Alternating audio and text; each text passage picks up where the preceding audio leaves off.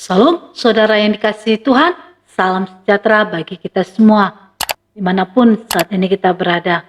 Saudaraku yang dikasihi Tuhan, renungan kita pada hari ini dari Yesaya 30 ayat 18, firman Tuhan. Sebab itu Tuhan menanti-nantikan saatnya hendak menunjukkan kasih-Nya kepada kamu. Sebab itu Ia bangkit dan hendak menyayangi kamu. Sebab Tuhan adalah Allah yang adil. Berbahagialah semua orang yang menanti-nantikan Dia. Saudaraku yang dikasihi Tuhan, setiap kita pasti memiliki masalah. Masalah yang kita alami bisa berasal dari dalam dan juga bisa berasal dari luar.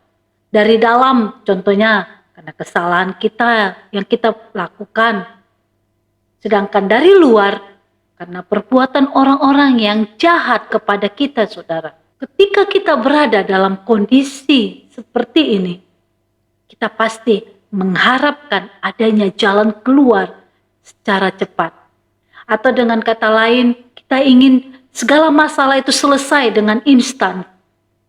Saudaraku, di tengah keterbatasan dan ketidakberdayaan kita, kita sangat menantikan uluran tangan Tuhan. Amin. Saudaraku, ketika kita menantikan pertolongan Tuhan, ada timbul masalah lain. Apa itu? Berkenaan dengan sikap hati kita yang cenderung tidak sabar menunggu waktunya Tuhan terjadi atas kehidupan kita. Saudaraku, kita harus sadari bahwa waktu kita tidak sama dengan waktu Tuhan. Pemazmur berkata bahwa 1 hari bagi Tuhan itu 1000 hari bagi kita, saudara. Sehingga apa? Sehingga kita harus sabar menunggu waktunya Tuhan terjadi dalam kehidupan kita. Amin. Saudaraku yang dikasihi Tuhan, ketika kita menunggu, seringkali kita lemah. Seringkali kita putus asa, bahkan kita merasa bosan dan tidak sabar ketika melihat, wah, masalahnya belum selesai, belum seperti yang kita harapkan. Kemudian kita mendesak Tuhan, bahkan kita cenderung memaksa Tuhan agar dengan segera menolong kita dengan cara dan waktunya kita, saudara.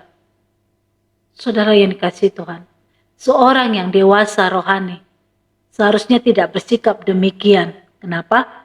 Karena belajar tetap sabar dan terus bertekun menanti-nantikan Tuhan. Karena kita sangat percaya bahwa Tuhan memiliki waktunya sendiri. Dan waktunya itu adalah yang terbaik. Amin. Kita belajar dari Saul, saudaraku. Kenapa Saul? Karena ketidaksabarannya menunggu waktu Tuhan. Sehingga harus menanggung akibat yang sangat fatal. Yaitu Saul ditolak menjadi raja. Saudaraku yang dikasihi Tuhan, Rasul Paulus menasehati kepada setiap kita. Dalam Filipi 4 ayat 4 berkata, bersukacitalah senantiasa dalam Tuhan. Sekali lagi kukatakan, bersukacitalah. Saudara, nasihat untuk bersukacita senantiasa dalam Tuhan mengindikasikan bahwa dalam segala keadaan kita harus mampu menjaga hati kita untuk tidak menjadi takut dan khawatir. Amin. Kita perlu belajar, saudaraku, untuk menantikan waktunya Tuhan. Walaupun keadaan serasa tidak ada harapan. Dan mungkin kita katakan itu terlambat. Seperti yang dialami Lazarus. Lazarus sudah keburu mati. Tapi Tuhan tidak membangkitkannya. Sudah dikubur, saudaraku. Baru Yesus datang.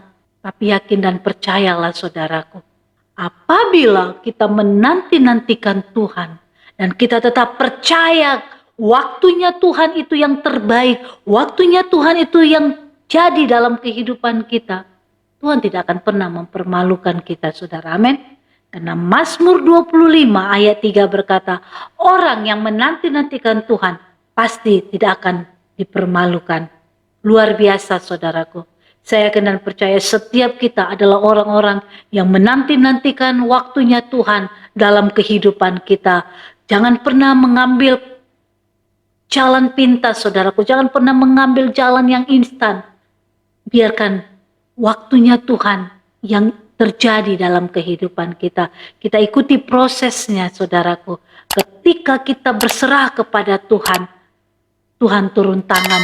Dan ketika kita menanti-nantikan Tuhan, Tuhan tidak akan pernah mempermalukan saudara dan saya. Amin. Mari kita berdoa.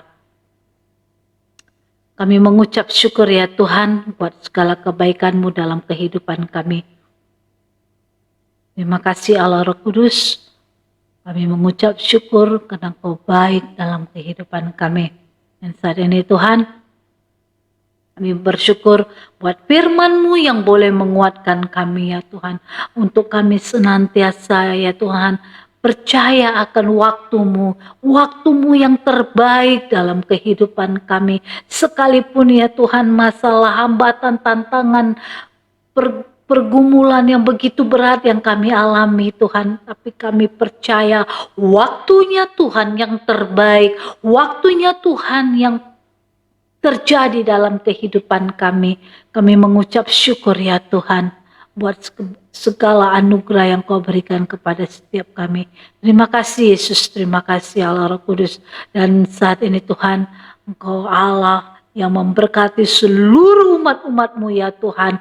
Dimanapun mereka berada, apapun yang mereka alami ya Tuhan, Tuhan yang menghibur setiap hati mereka. Mereka yang lemah Tuhan kuatkan, mereka yang sakit Tuhan sembuhkan di dalam nama Tuhan Yesus. Dan Roh Allah terus bekerja dalam kehidupannya ya Tuhan.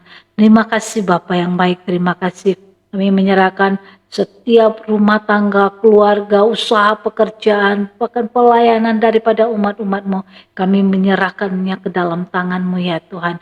Biar Tuhan yang pimpin, Tuhan yang senantiasa berjalan bersama-sama dengan umat-umat-Mu ya Tuhan. Terima kasih Bapak, berkati juga bangsa kami, berkati ya Tuhan pemerintahan bangsa kami. Biarlah ya Tuhan belas kasihan-Mu yang tercurah atas bangsa kami, atas pemimpin-pemimpin bangsa kami, sehingga bangsa ini menjadi bangsa yang memuliakan nama Tuhan.